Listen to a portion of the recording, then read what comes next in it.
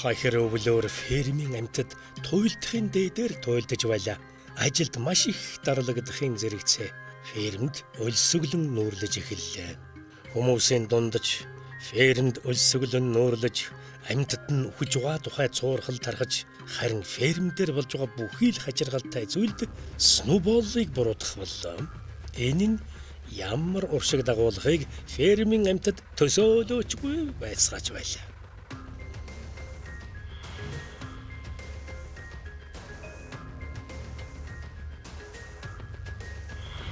Энэ бүх үйл явдал намар орой нэг шуурганаар терм нуран унснаас эхэлсэн юм а.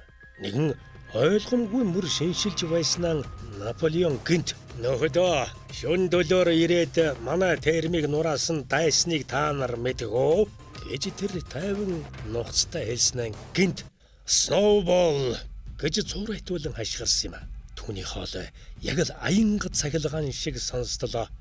Амьтад энүүнд итгэхийг хүсэхгүй байлаа. Гэвч Наполеон үргэлжлүүлэн худлаа бүгдийг мунхруулсаар л байлаа. Хорсон хэлэнгээр дүүрсэн Сноубол бидний төлөвлөгөөг нураах гэж шившигтэйгээр хөөгцснийхөө хонзон авах гэж шүн дөлөөр бидний бүтэн жилийн ажлыг үгүй хийлээ. Наполеон би Сноуболд өөхөх ял оноож байна. Тэрнийг ариун шүүхийн өмнө авчирсан ач танг бид алдаршуулж амьтны баатар 2 дугаар зэргийн одон агас бүшэл алимар шагнана. Харин амьдаар нь авчирвэс бүтэн бүшэл алим болгоно. Наполеоны ятгалгад автсан амьтад хэрхэн Сноуболыг барьж шагнал гардаж байгаагаа төсөөлж байхад Наполеон тэдний бодлыг сөнг хоолоогоор тасаллаа. Бид тэрнийг өршөөхгүй. Бид хүсэл мөрөөдлөөж орхихгүй. Терм мөнх оршиж, ферм маань үрд оршиг.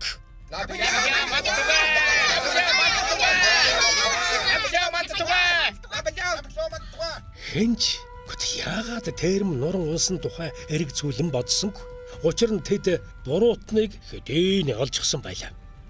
Хавар бүр эрт Сноубол шүн болгон ферм дээр ирж хорлон сүйтгэх үйл ажиллагаагаа явуулдаг байж гэсэн цуу яриа хүчтэй тархлаа.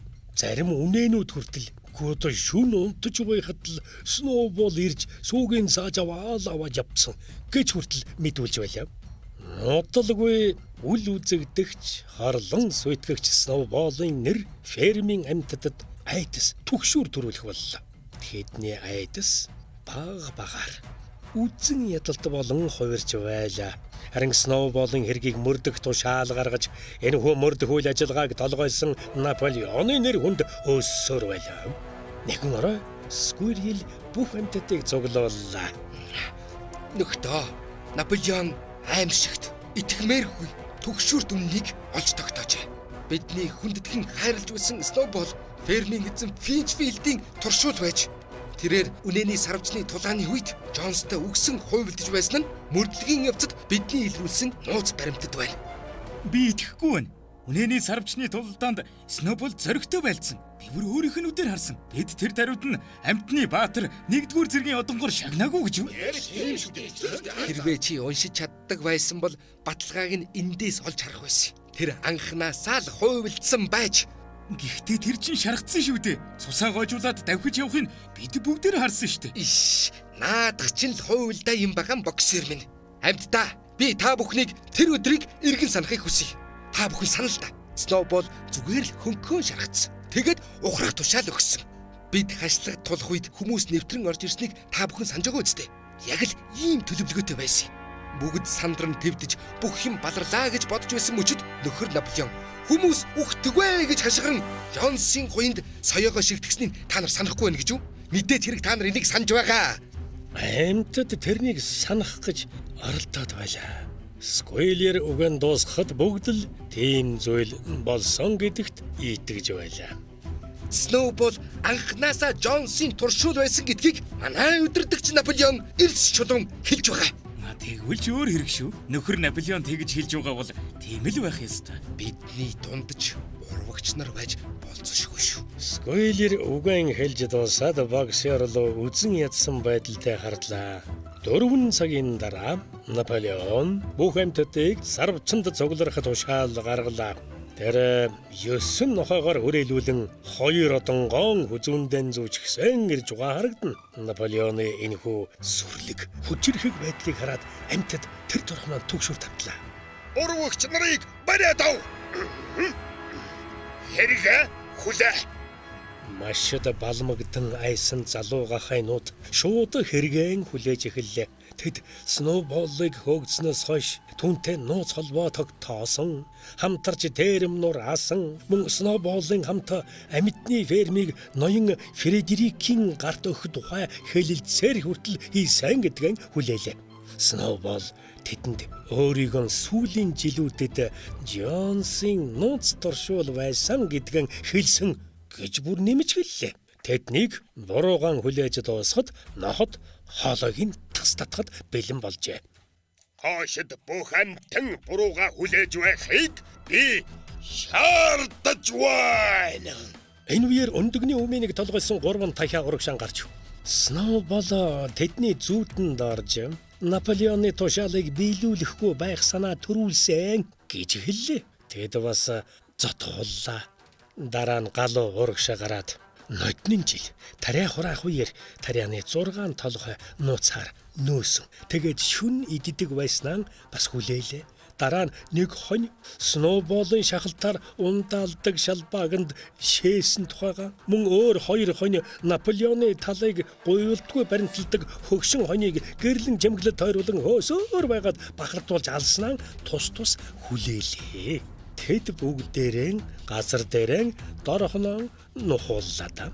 Бүгд тараад явхад улаан цусаар будагдсан сарвчанд гагцхүү нохотл үлдлээ. Тэд цогцснуудыг тал талаас нь үгтэн зулгааж байлаа.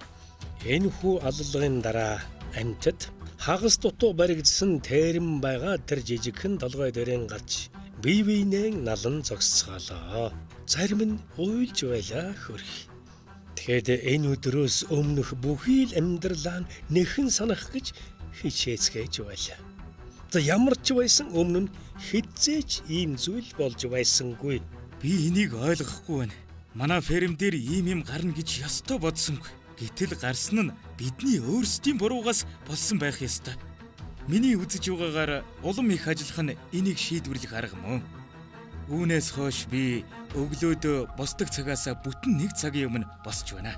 Амьтад сэтгэлийн сэргээхийн тулд нөгөө Английн амьтад дуугаан дуулж эхэллээ. Дуугаан 3 удаа ихэд уянгалуулан дуулсан боловч тэдний дуулах нь өөрөө дүмэн байгаагүй нэг тийм удаан гунигтай дуурч байлаа. Энхүү дуулж дуустал Скойлер 2 нохой дагуулж гисэн. Ямар нэгэн чухал зүйл хэлэх гэж байгаа бол та хурч ирлээ юм. Хой. Нөхөр Наполеоны тусгай тушаалаар Английн амьтдыг дуулахыг хоригдсон шүү дээ. Юу? Яагаад үлээ? Нөхөр минь, хойшид энэ дууны хэрэг байхгүй. Английн амьтад бол бослогын дуу байсан. Өнөөдөр үдээс хойш урвагчдыг цаазаар авсан нь төгсгөлийн ажиллагаа болсон. Гадаад дотоодын 2 дайсан хуйуулаа дарагдлаа. Сайхан нийгэм ирээсэ гэсэн хүслээ бид Английн амьтдаар илэрхийлж байсан. Гэтэл одоо тэр нийгэм бий болоод байна. Энэ дуу утгаа алдсан нь тодорхой шүү дээ. Амьтад хэдийгээр айж байсан ч гэсэн эсэргүүцхээр завдаж. Энэ мөчөд хоньнууд нөгөө л дөрвөн хөлсөн 2 хөлмөө гэдгэн хэдэн минутын турш үргэлжлүүлэн майлж маргааныг эцэс болголоо. Энхүү Английн амьтад дуу дахин сонсогдсонгүй. Оронд нь яруу найрагч Минимас Амтны ферм хязээч надтай муу юм хийхгүй гэж эхэлдэг өөр нэгэн дуу зохиосон байлаа.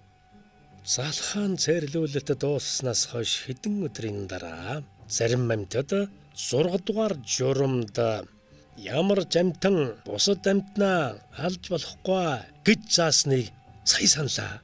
Нэг хэсэг нь санаж байна ч гэж бодож байлаа.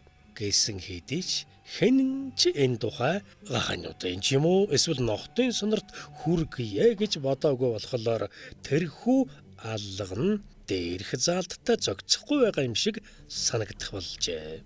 Бенжамин. Тэр 6 дугаар журмыг бидэнд уншаад өгөхгүй юу? Юу би ийм асуудалд оролцдоггүй. Мюррей. Тэгвэл чи бидэнд уншиж өгч чадах уу? Ямар ч амьтан бусад амьтнаа учир шалтгаангүйгээр яэгүйдэхгүй гэж энд бичсэн байна. Журам зөрчигдөөгүй байх нэ. Тэгээд Сноуболтой холбоо тогтоосон урвагчдыг цаазалсан зөв гэж юу? Тооны асуултанд хэн ч хариулж чадсангүй. Тэр шөнө фермийн амьтад унтаж чадаагүй. Тиймээс шөнө дөлөөр ноён вимпер ирснийг бүгд мэдэж байлаа. Тэрээр сарвчанд ямар нэгэн зүйл буулгаж хаад шүнжэнгөн ажиллаж үүрээр сайн нэг юм явлаа. Хэлмэгдүүлэлтийн зорилго бол хэлмэгдүүлэлт. Яргаллын зорилго бол яргалал. Эрх мэдлийн зорилго бол эрх мэдэл. Английн зохиолч Жорж Орвел.